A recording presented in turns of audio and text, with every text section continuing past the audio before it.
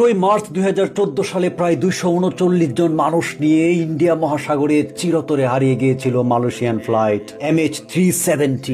এবং পৃথিবীর ইতিহাসে প্রায় 2,500 কোটি টাকা খরচ করেও তন্ন তন্ন করে খুঁজেও সেই ফ্লাইটটাকে আজও পর্যন্ত কেউ খুঁজে পায়নি। সেদিন রাত 1টায় বিমানটা মালয়েশিয়ার রাজধানী কুয়ালালামপুরের এয়ারপোর্ট থেকে চীনের রাজধানী বেইজিং এ যাওয়ার উদ্দেশ্যে রওনা দিয়েছিল, কিন্তু রওনা দেওয়ার মাত্র 40 মিনিটের মাথায় রাডারের সাথে তার নিয়মিত যোগাযোগ বিচ্ছিন্ন হয়ে যায় এবং বিমানটা এলোমেলোভাবে ভারত মহাসাগরের উপরের নানা জায়গায় চক্কর মারতে থাকে। এভাবে বেশ কিছুক্ষণ চক্কর দিতে দিতে প্রায় 7 কোটি বর্গ কিলোমিটারের বিশাল ভারত মহাসাগরের দক্ষিণ অংশে গিয়ে হঠাৎ করে রাডার থেকে বিমানটা বিচ্ছিন্ন হয়ে যায় এবং এরপর থেকে কুয়ালালামপুর এয়ারপোর্টের কর্তৃপক্ষ কিংবা চীনের বেইজিং এর কর্তৃপক্ষ কেউ জানে না বিমানটার ভাগ্যে কি হয়েছে। তখনই সাড়া পড়ে যায় সারা পৃথিবীতে এবং পৃথিবীর টেকনোলজিক্যালি অ্যাডভান্স এবং ধনী দেশগুলোর মধ্যে যেমন China, Australia, America, England, France, এদিকে এশিয়ার দিক থেকে ইন্ডিয়া, ভিয়েতনাম, ইন্দোনেশিয়া এবং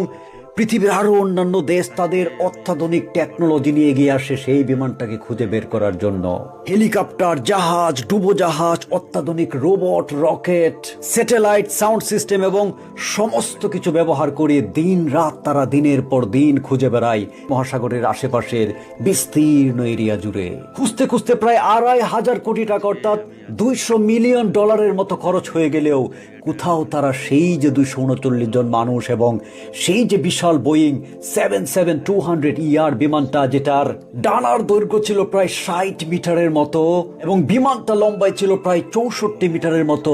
এই বিশাল বডির বিমান এবং এতগুলো মানুষকে কেউ খুঁজে পায়নি। তবে পৃথিবীর নানা দেশের রিসার্চাররা এখন পর্যন্ত দাবি করেছেন যে তারা সেই যে হারানো বিমান সেটার প্রায় 30টা খণ্ড খুঁজে পেয়েছেন প্রায় 7 কোটি বর্গ কিলোমিটার এরিয়ার সেই ইন্ডিয়া মহাসাগরের পাশের যে বিশাল আফ্রিকা মহাদেশ, সেইটার কোস্টাল যে দেশগুলো যেমন Madagascar, Mozambique, south Africa, Tanzania, এই সমস্ত কোস্টাল এরিয়াগুলোতে বিমানের ভাঙা গায়ের কিছু টুকরো, লোহার কিছু খণ্ড অংশ তারা খুঁজে পেয়েছে এবং কেউ কেউ দাবি করছে যে এগুলো হচ্ছে সেই যে MH370 ফ্লাইট। সেই বিমানের ভাগ্যে হয়তো বা সেই যে southern part of India ocean যেখানে হারিয়ে গিয়েছিল সেখানে হয়তো বিমানটা ক্র্যাশ করে সমুদ্রের অতল গহ্বরে চলে গিয়েছে, যেখানে সমস্ত আধুনিক টেকনোলজি দিয়েও এই বিমানটাকে ডিটেক্ট করা যাচ্ছে না। কিন্তু তারই কিছু কিছু অংশ